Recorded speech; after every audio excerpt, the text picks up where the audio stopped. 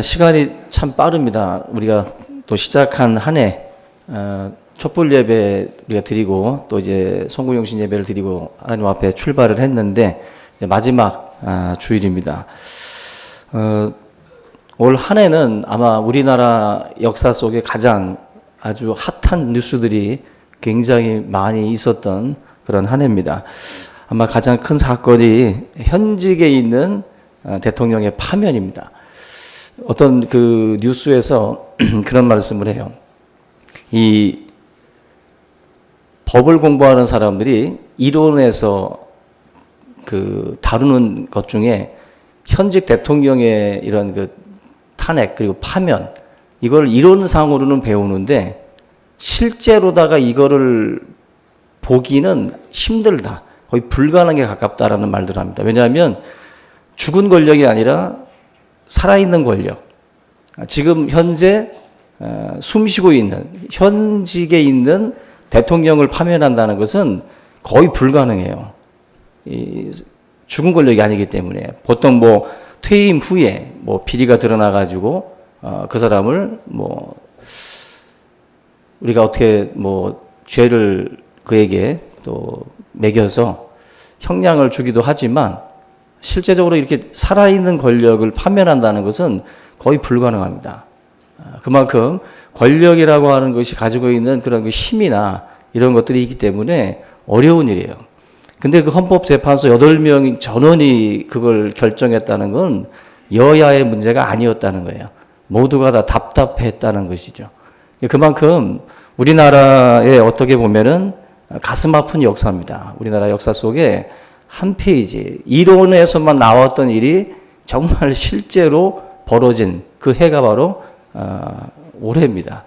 그만큼 참 가슴 아픈 해기도 한데 2017년을 아마 그 연루된 모든 사람들은 후회하고 많은 어떤 그 고민하면서 지금 한 해를 보내고 있을 텐데 개인적으로도 여러분들에게 또 많은 또 어려움들이 있었던 한 해일 수가 있습니다. 많은 아픔들이 있고 후회되는 일들이 있는데 세상 속에 후회가 없고 고민이 없는 그러한 사람들은 없습니다. 누구나 다 고민이 있고 후회가 있는데 그 여러분들 잘 아시는 그 걸레 스님, 걸레 스님, 그 중광 스님이 했던 말 중에 그의 비문에다가 그걸 써놨는데요. 중광 스님 같은 경우는 비문에다가 이런 말을 써놨습니다. 괜히 왔다 간다. 괜히 왔다 간다.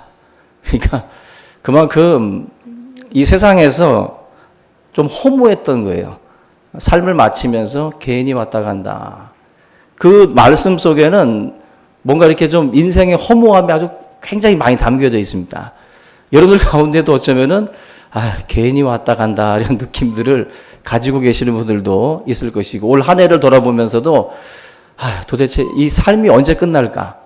괜히 지금 이 세상에 태어나서 그냥 시간 자체를 그냥 괜히 질질 끌고 있는 듯한 느낌이 들어서 빨리 끌어버리고 싶은 그런 생각들을 가지고 있을 수도 있어요. 그러나 저와 여러분들이 이 후회와 고민이라는 것 그리고 살면서 허무함이라는 걸 느끼는 어떤 그 부분들이 많이 있지만 우리 크리스찬들 같은 경우는 괜히 왔다 간다라는 생각을 해서는 안 되겠죠. 그죠? 우리 크리스찬들은 소명, 사명이라는 게 있어요.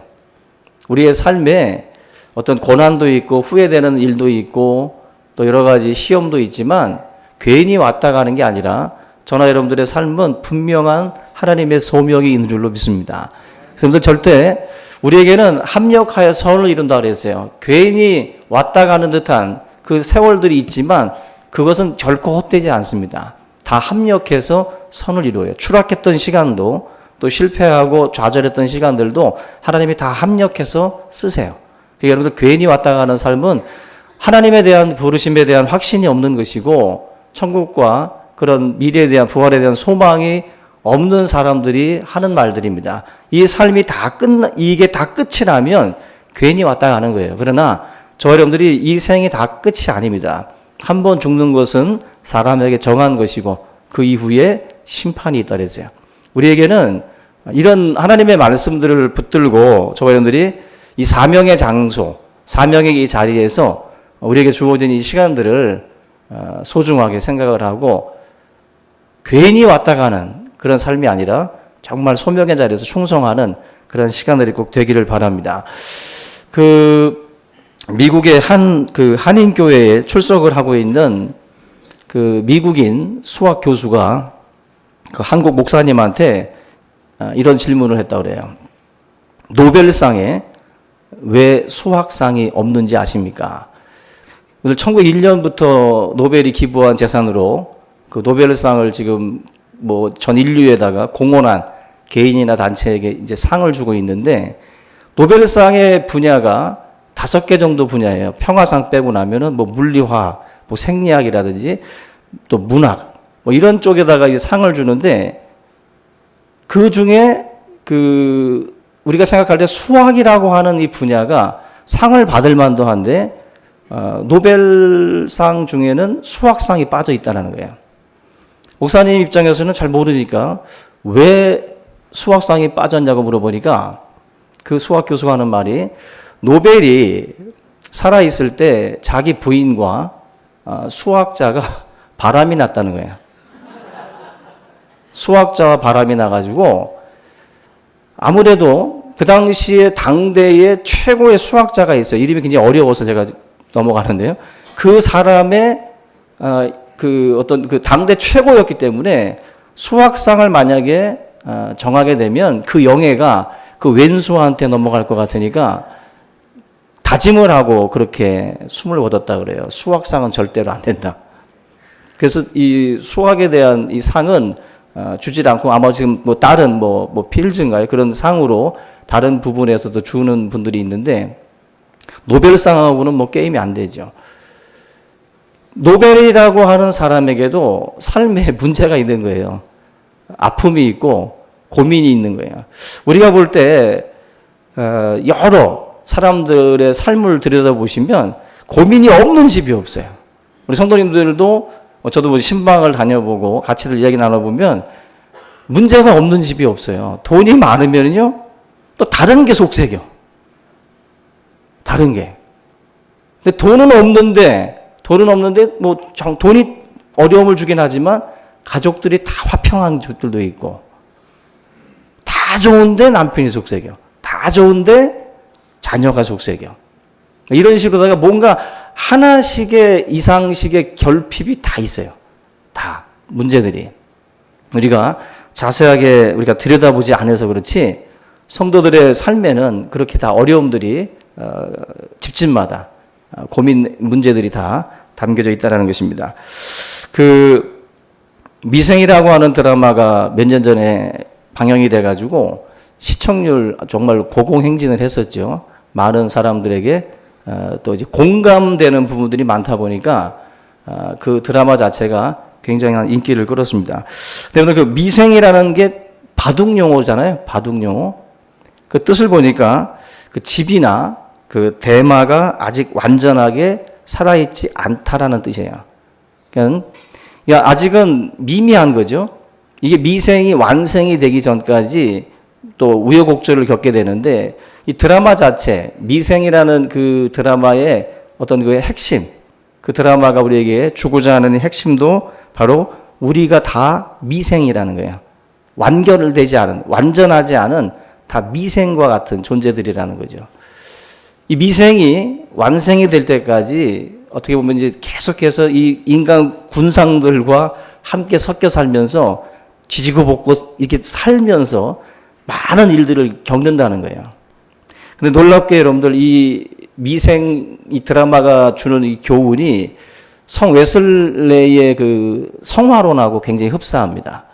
뭐냐면 우리 인생은 성화라는 과정을 거쳐요.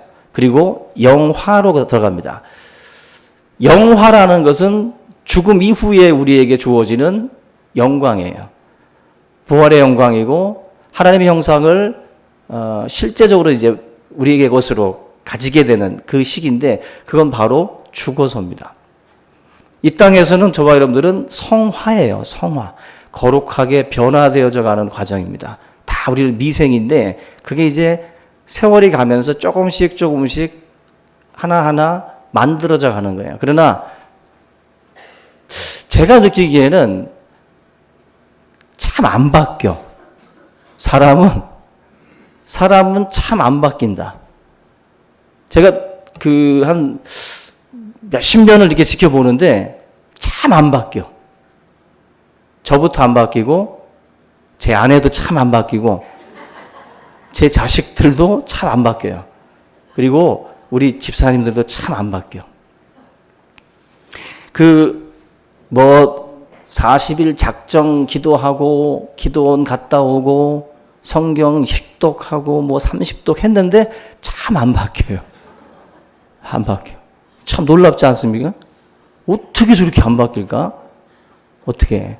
그래서 다 놓고 보면 그렇게 큰 변화는 없어요. 그냥 주일날 일 나오는 거.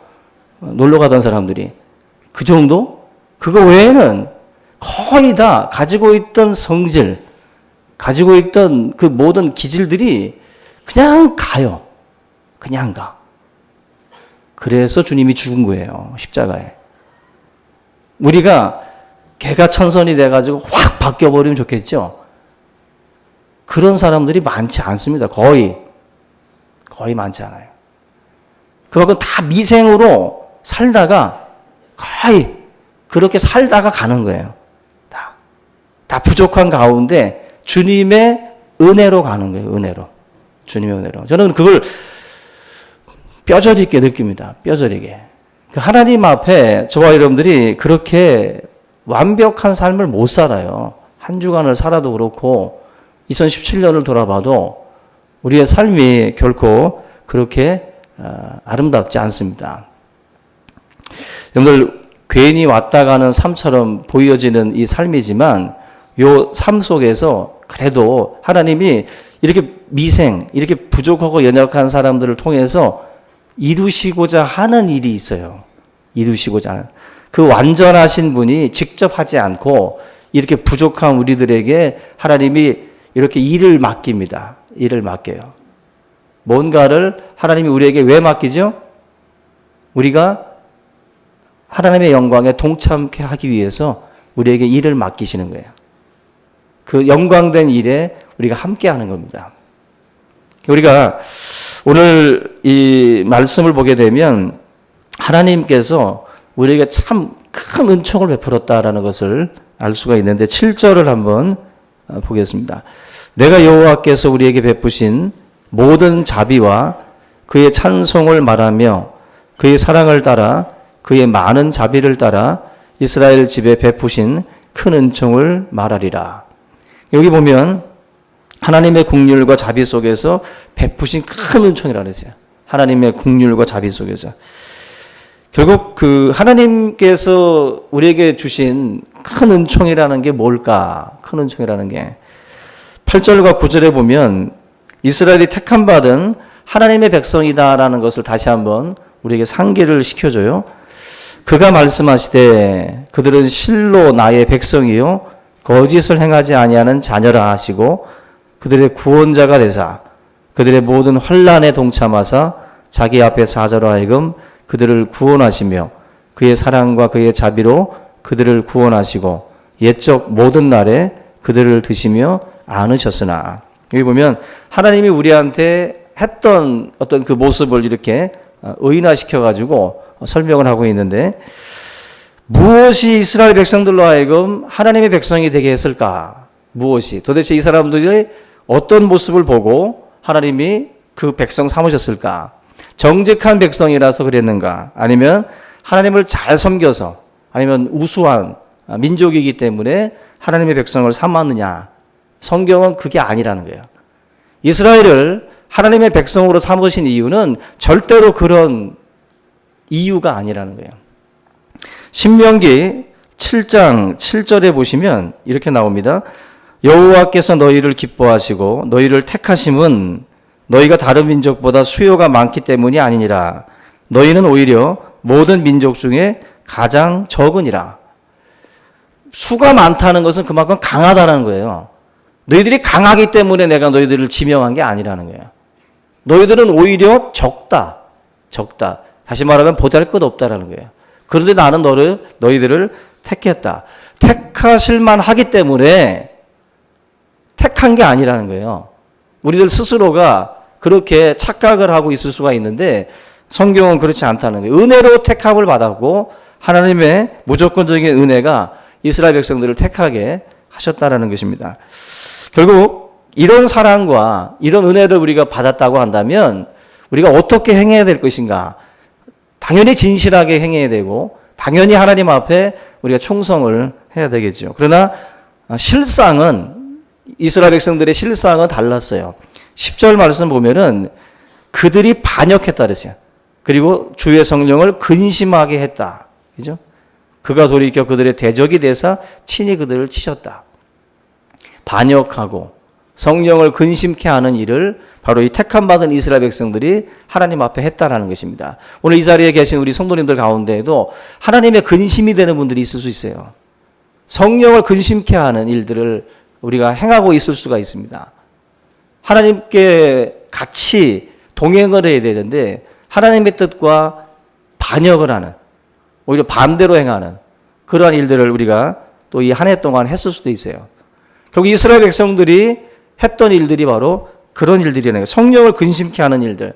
결국 이 일 때문에 하나님이 이 백성들을 치시는데 그게 바로 이제 바벨론 포로입니다. 바벨론이라는 제국을 들어가지고 이스라엘 백성들을 70년 동안 포로 생활을 하도록 만들어요. 그 고통 속에서 이스라엘 백성들이 신음을 하게 된다는 것입니다. 결국 하나님 앞에 합당하게 행해야 될 성도들의 삶이 이렇게 구부러지고 어그러지면 하나님의 징계를 피할 수 없다라는 거예요. 예전에 그 대한항공 그 부사장 조현아 씨인가요? 그분 그 갑질 논란 때문에 얼마나 참 말이 많았습니까? 이 갑질 논란, 아마 올해 이 갑질에 대한 이야기들이 굉장히 많았어요. 어느 때보다. 근데 이 조현아 씨 같은 경우도 우리가 노블리스 오블리제라는 말 들어보셨을 겁니다.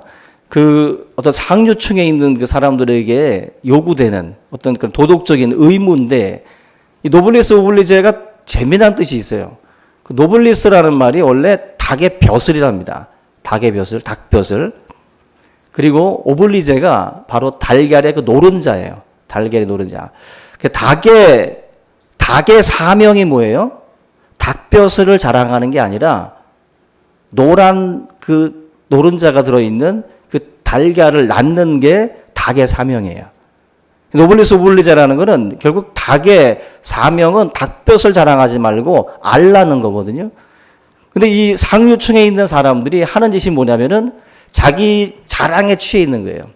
자기 권리만 찾고 있고 자기들이 낳아야 할 달걀, 자기들이 어떻게 보면 시민들에게 백성들에게 줘야 될 이 달걀들을 주지 않고 계속 닭벼슬만 자랑하는 겁니다. 그게 갑질이죠. 갑질 논란. 우리가 신앙생활을 할 때에 하나님의 그 은혜를 생각을 하고 우리가 해야 될 의무라는 게 있어요. 하나님께서 우리에게 그렇게 사랑하시고 우리를 택하여 지명하여 부르셨으면 우리가 해야 될 것은 닭벼슬 자랑하는 게 아니라 달걀을 낳아야 돼요. 사명을 감당해야 된다는 거예요. 근데 많은 사람들이 그 사명의 자리에 서지 못하고 엉뚱한 행동들을 많이 합니다. 당시에 그 대한항공 광고가 여행 어디까지 가봤니라고 그랬어요. 그 광고가 한참 여행 어디까지 가봤냐. 근데 그 갑질 논란 때문에 패러디가 나왔어요. 갑질 어디까지 해봤니? 그게 이제 그 패러디였는데 그만큼 많은 사람들이 그들의 어떤 그 행동을 보면서 기대하는 게 있는 거죠. 기대하는 게 있는 건데 전혀 다른 방향으로 간 거예요. 여기서 성도들도 세상은요, 욕을 하지만 욕한다는 건 뭐예요? 기대한다는 거예요. 기대하지 않으면 욕도 안 해. 근데 기대가 있는데 욕먹을 짓들만 하고 있으니까 계속 교회가 욕을 먹는 거예요. 그만큼 세상은 교회를 향해서 니들이 우리를 좀 이끌어 달라고 어떻게 보면은 외치는 거예요. 니들이 남은 마지막 보루와 같은데 어떻게 교회가 그럴 수 있느냐. 어떻게 성도가 그럴 수 있느냐? 그렇게 외치고 있는 거예요. 그걸 전화여러분들이 듣고 어떻게 보면 빨리 낮아져야 되고 우리가 해야 될 역할들을 감당을 해야 된다는 것입니다. 여기 11절로 13절 말씀 보면은 백성이 옛적 모세의 때를 기억하여 이르되 백성과 양떼의 목자를 바다에서 올라오게 하시니가 이제 어디 계시냐? 그들 가운데 성령을 두시니가 이제 어디 계시냐? 그의 영광의 팔이 모세의 오른손을 이끄시며 그의 이름을 영원하게 하려 하사 그들 앞에서 물을 갈라지게 하시고 그들을 깊음으로 인도하시되 광야에 있는 말같이 넘어지지 않게 하시니가 이제 어디 계시냐? 바벨론 포로 생활하면서 이스라엘 백성들이 하나님께 항변하는 거예요. 이제 하나님이 우리를 버렸다는 거죠. 하나님 어디 계시냐? 우리에게 하나님이라는 존재는 이제 없는 것처럼 느껴지는 그런 그 상황이에요. 버림받았다라고 생각을 하는 거예요. 근데 하나님은 단 한순간도 너희들을 버린 적이 없다라고 말씀을 해요. 14절 말씀에 여호와의 영이 그들을 골짜기로 내려가는 가축같이 편히 쉬게 하셨도다. 주께서 이와 같이 주의 백성을 인도하사 이름을 영화롭게 하셨나이다 하였느니라. 하나님은요 절대로 한순간도 버리지 않습니다. 하나님의 백성에 대해서는 하나님이 계속 관심을 갖고 있어요. 엄마들은 아이들이 놀 때 다 딴짓하면서도 들려요. 애들 소리가. 자기 애들 소리는 들려요. 그래서 그 아이들이 뭔가 소리가 나면 바로 달려갑니다. 우리들은 못 모르고 먹고 있는데. 그게 엄마예요. 엄마. 하나님이 이스라엘 백성들이 지금 바벨론 포로로다가 끌려가서 징계를 받고 있는 동안에도 하나님은 그들을 가만히 보고 계시는 거예요. 그들을 왜 이 징계의 풀무불 속으로 넣었냐면 그들을 하나님이 연단하고 하나님이 원하시는 그런 모습으로 그들이 나아가기를 원하셨던 거죠. 우리가 이 하나님께서 신실한 자녀로서 이스라엘 백성들을 바라보신다는 것은 분명한 사실입니다. 우리가 하나님의 사랑을 이야기할 때 긍휼이라는 단어를 써요. 긍휼. 이 긍휼이라는 단어가요. 히브리어로다가 라하밈이라는 단어를 씁니다. 라하밈. 근데 이 라하밈이라는 이 단어가 어머니가 어머니 모태에서 나온 단어예요. 그러니까 이 어머니가 이 모태 속에서 아이를 이제 어떻게 보면 10개월 동안 이제 키우면서 그 모태 속에서 낳은 그 아기를 이제 바라보는 그 마음이라고 할까요? 그게 긍휼이에요. 자기 모태에서 나온 아이를 바라보는 게 긍휼이에요. 다르죠. 내 새끼가 장난치고 잘못한 것과 남이 장난친 거 되게 다르잖아요. 한번 식당이나 어디 가보세요. 내 새끼가 뭐 하면요. 그냥 놔둔다고. 그냥. 그런데 남의 새끼가 그러면, 가정교육은 다 어디다 다 팔아먹었는지, 저 교양 없는 저 옆에 내봐오라고 저거. 근데 자기 자식한테는 자기도 똑같이 해요. 그게 어떻게 보면은 긍휼히 보는 거예요. 좀 더 참아주고, 좀 더 이해해 주려고 하는 그 모습이 긍휼이에요. 모태에서 나온 아이는 다른 아이랑은 다른 거예요. 그게 긍휼이라고. 긍휼. 하나님이 우리를 바라보실 때는 긍휼의 마음으로 보세요. 자기 자식처럼 우리를 보신다는 거예요. 아멘. 결국 하나님이 우리한테 요구하는 것도 그거예요. 교회 안에서 공동체 안에서 우리 서로를 바라볼 때 하나님의 긍휼로 바라보아야 돼요. 하나님의 긍휼로. 모태에서 나온 자식이라고 생각하고 그리고 바라봐야 돼. 교회 안에서도 자기 새끼만 챙기면 안 돼요. 자기 자녀만을 긍휼로 보지 말고 남의 자녀도 긍휼로 보시라고. 성도들끼리도 서로 긍휼의 마음으로 보셔야 돼요. 그러면 하나님이 기뻐하시겠죠. 결국 이스라엘 백성들에 대해서 하나님이 이 벌을 주고 징계를 지금 70년 동안 내리고 있지만 그 마음 속에는 긍휼의 마음이 있어요. 긍휼의 마음. 제가 며칠 전에 그 광주에 사는 한 70대 노모가 그 암투병 하다가 그 자식들 몰래 아마 호스피스 병동으로 이제 옮기는 과정에서 14줄의 유서를 쓴 내용을 제가 읽었는데 너무 가슴이 아프더라고요. 어머님들의 마음인 것 같아요. 어머님들의. 제가 잠깐 읽어드리면 이렇게 썼더라고요. 자네들이 나를 돌보아 줌이 고마웠네. 자네들이 세상에 태어나 나를 어미라 불러주고 젖 물려 배부르면 나를 바라본 눈길에 참 행복했다네. 지압이 일어 세상 무너져 험한 세상 속을 버틸 수 있게 해줌도 자네들이었네. 병들어 하나님 부르실 때 곱게 갈 수 있게 곁에 있어줘서 참말로 고맙네. 자네들이 있어서 잘 살았네. 자네들이 있어서 열심히 살았네. 딸아이야, 맏며느리 맏딸 노릇 버거웠지. 큰애야, 맞이 노릇 하느라 힘들었지. 둘째야, 일찍 어미겨 떠나 홀로 서느라 힘들었지. 막내야, 어미젖이 시원치 않음에도 공부하느라 힘들었지. 고맙다, 사랑한다. 그리고 다음에 만나자. 2017년 12월 엄마가. 제가 이걸 읽는데 우리 엄마는 아닌데 너무나도 그 가슴이 찌릿하더라고요. 엄마들이 자녀들한테 고맙다라는 말을 하기보다는 자녀가 해야 될 말들인데, 부모님들이 이제 어머님이 이제 난소암으로 이제 떠나면서 자식들한테 남겨놓은 이 14줄의 유서예요. 이게 장례식장에서 이제 알려지게 됐는데 자녀들의 마음이 어땠을지 짐작이 돼요. 엄마들의 마음은 그게 국률이에요. 국률. 자식들은 사실 잘 그걸 몰라요. 이 자식이 보는 엄마와 엄마가 보는 자식은 다른 거예요. 모태에서 나온 그 아이를 보는 그 국률의 마음과 자기는 나온 거기 때문에 자기는 모르는 거예요, 지금. 이게 지금 하나님의 사랑을 묘사할 때 바로 이 국률이라는 단어를 써요. 국률. 우리 성도들이 이걸 보면 하나님은 참회하고 돌아오는 백성에 대해서 기다리신다는 거거든요.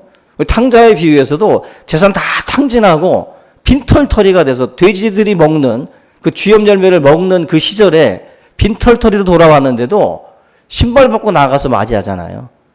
그리고 그에게 새 신발을 신겨주고 소를 잡고 잔치를 벌립니다. 한 게 아무것도 없는데. 그게 바로 국률의 마음이라는 것입니다. 결국 하나님께서 이스라엘 백성들을 향해서 그렇게 말씀하는 거예요. 너는 돌아오라는 거죠. 2017년 한 해를 하나님 앞에 못 박는 삶을 살았다 할지라도 하나님은 국률의 하나님이에요. 다시 돌아오면 하나님은 받으시는 분이에요. 베드로가 예수님 배반하고 그렇게 떠났지만 주님 다시 찾아오셨어요. 베드로가 찾아간 게 아니라 주님이 다시 찾아가셨어요. 그리고 네가 나를 사랑하느냐 물으시고 내 양을 먹이라고 하시면서 그에게 다시 그 사명의 자리를 주십니다. 배반한 영혼에게 다시 영광된 일에 동참하라고 다시 기회를 주셔요. 그게 하나님이에요. 그게 하나님. 저는 여러분들이 2017년을 마무리하면서 우리가 돌아보면 하나님 앞에 자랑이 아무것도 없어요. 다. 그런데 하나님은 다시 시작하자라고 또 찾아오십니다. 다시 우리가 하나님 앞에 회개하고 하나님 갑시다 말만 하면 하나님은 언제든지 또 가요. 언제든지 기회를 주시는 분입니다. 우리가 다가오는 새해 정말 다시 한번 하나님의 국률로 시작하고 하나님의 그 사랑 가운데에서 우리가 맡겨진 이 사명들을 잘 감당해 나갈 수 있기를 주님의 이름으로 축원합니다. 다 같이 오늘 이 말씀 함께 붙들고 통성으로 기도하겠습니다.